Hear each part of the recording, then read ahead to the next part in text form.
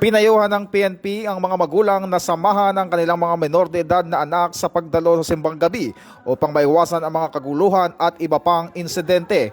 Ayon kay Police Colonel Julius Cesar Domingo, hepe ng Public Safety Division ng PNP Directorate for Operations, ilang naitalang insidente sa mga nagdaang simbang gabi ay kinasangkutan ng mga kabataan na may edad 15 hanggang 18 pataas. Nagpaalala rin si Police Colonel Domingo sa mga magulang at kabataang magsisimba na ang mga menor de edad na 15 taong gulang pataas ay hindi na exempted sa criminal liability alinsunod sa umiiral na batas. Aktibo rin ang pakikipag-ugnayan ng mga intelligence unit sa iba pang law enforcement agency.